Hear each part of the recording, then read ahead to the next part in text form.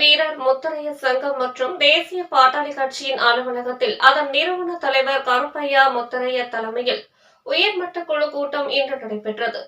இதில் வருகின்ற 2026 சட்டமன்ற தேர்தல் தொடர்பான புதுக்கோட்டையில் அமைந்துள்ள தனியார் ஹோட்டலில் மாநில பொதுக்கூட்டம் மற்றும் செயற்குழு ஆலோசனை கூட்டம் வரும் 18ஆம் தேதி நடத்தப்பட்டு முக்கிய முடிவுகள் எடுக்கப்படும் சூழ்நிலையில் தேர்தல் சம்பந்தமான முக்கிய அறிவிப்பு வெளியிடப்படும் என தெரிவிக்கப்பட்டது.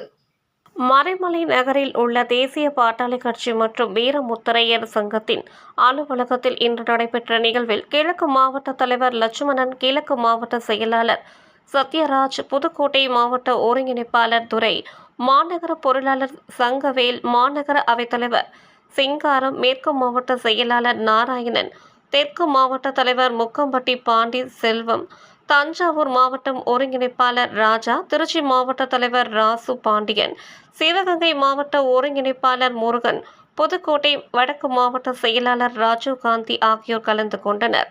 இதனைத் தொடர்ந்து செய்தியாளர்களை சந்தித்த கருப்பையா முத்தரையர் வருகின்ற 2026 சட்டமன்ற தேர்தல் தொடர்பான முடிவு பொதுக்குழு மற்றும் செயற்குழு ஆலோசனை கூட்டத்தில் எடுக்கப்படும் என தெரிவித்தார். முக்கிய முடிவுகளான கூட்டணி இன்றைக்கு பார்த்திங்கன்னா, இன்றைக்கி கூட்டணி விஷயமாக கூட்டணி ஆட்சியில் பங்கு இந்த மாதிரிலாம் நாங்கள் கேட்க விரும்பலை. ஏதோ ஒரு இயக்கங்களில் கூட்டணி வச்சு சட்டமன்ற தேர்தலில் சந்தித்து எங்களுடைய சமுதாயத்துக்கு கல்வி, வேலைவாய்ப்பு, உள்ஒதுக்கீடு போன்ற விஷயத்துக்கு சட்டமன்றத்தில் குரல் கொடுக்கணும். இதுதான் முக்கிய நோக்கமாக வர சட்டமன்றத்தில் சந்திக்கிறதுக்கு நாங்கள் இருக்கோம். இது சம்பந்தமான இன்றைக்கி கூட்டத்தை நாங்கள் கூட்டி வருகின்ற 18 அன்றைக்கு முக்கிய முடிவுகளை எடுக்கிறதுக்கான ஆலோசனை கூட்டம் நடைபெறுது. அதில் முக்கிய முடிவுகள் நாங்கள் எடுத்து பல தீர்மானங்களை அங்கே நிறைவேற்றுறதுக்காக ஆலோசனை கூட்டம் நடத்துறதுக்கான கூட்டத்தை இன்றைக்கி முதலாக இன்றைக்கு எங்களுடைய உயர்மன்ற குழு இன்றைக்கி கூடி இந்த கூட்டத்தை கூட்டியிருக்கோம்.